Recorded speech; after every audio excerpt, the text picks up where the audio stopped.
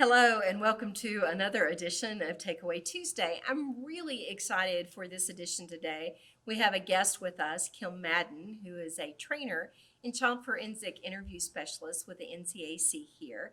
Kim and I are going to be talking about follow up to basic training. So, you've been through some sort of protocol training, a very basic training. Generally, it's anywhere from 3 to 5 days.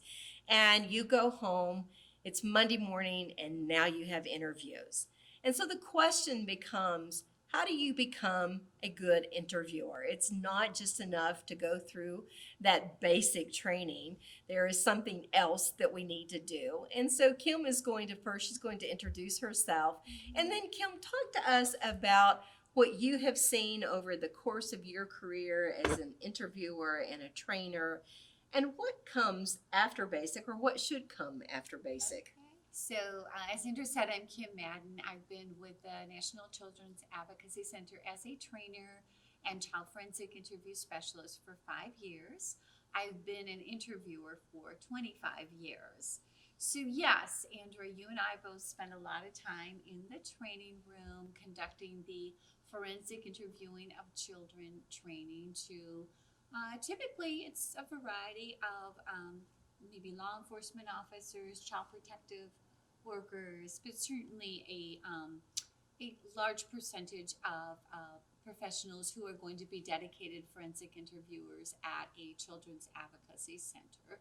So we pack a lot in those 5 days. We talk about question types. We spend a fair amount of time talking about building and maintaining rapport.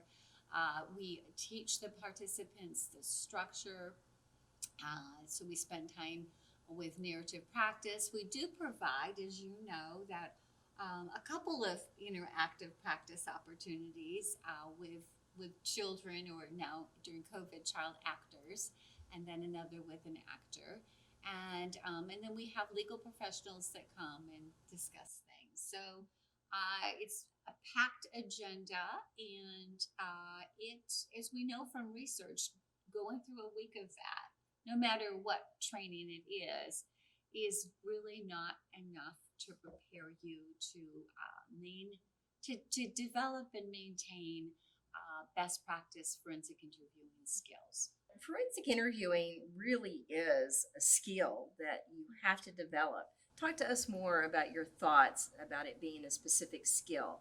Yeah, it is a highly specific skill because you do have to learn about child development, how to engage with children, but how to engage with children to encourage them to talk about things that they may not be motivated to talk about, that they may have a lot of trauma talking about. So it's the kind of the meeting of those two things, and then add with that you're working with an investigative team that have expectations for the interview. So there's a lot that forensic interviewers really have to balance and accomplish in a pretty short period of time. If you think about it, most forensic interviews are between 30 to 45 minutes long.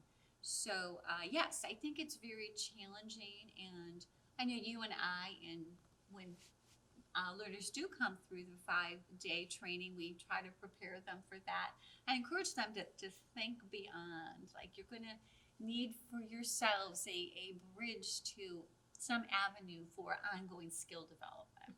So, truly, forensic interviewing is a skill that we can learn the very basics in a 5-day training, but in order to become accomplished and really skillful at this particular endeavor, it takes more. It takes something beyond that 5-day.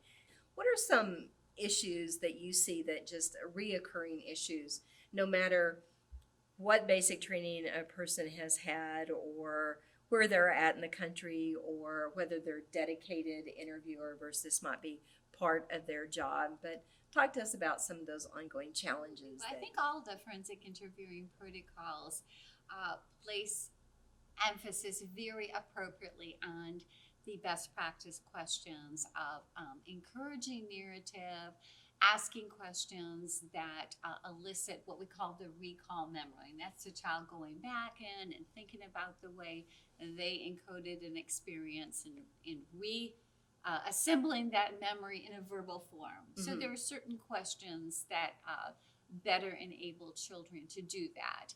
And that's where I see people struggle. They maybe revert back to questions that worked in a previous job. They'll quickly start asking a lot of what we call those recognition questions, so yes, no, and multiple choice, and they really abandon that best practice of setting up, structuring the interview so the child is the one that's doing the most talking. What we do know about your growth as a forensic interviewer is there needs to be some mechanism in place for future training, and not just training. So it's not just additional training, which is so important, but it is time to read the research, and it is peer review, it's mentoring, it's supervision. There is multiple different avenues for building our skills as interviewers. So talk to us, Kim, and talk to us about the difference between supervision and mentoring. Okay, well, probably one of the key differences is that supervisors often do have an evaluative role, so they may also at the workplace be in charge of performance evaluations. Whereas a mentor relationship is not evaluative, but they're both supportive, and I think they both work best when the mentoree or the supervisee has been able to think about what they need from this relationship, and that there is a combination of really helping the person being supervised or mentored identify what are their strengths, but also where are their challenges, and we all have challenges. If you'd like more information, please check out calio.org. Also look at the NCAC Virtual Training Center for different webinars and seminars that have been recorded with experts in the field. And as always, if you have any questions or comments, please email me at the link below. Thanks and have a great day.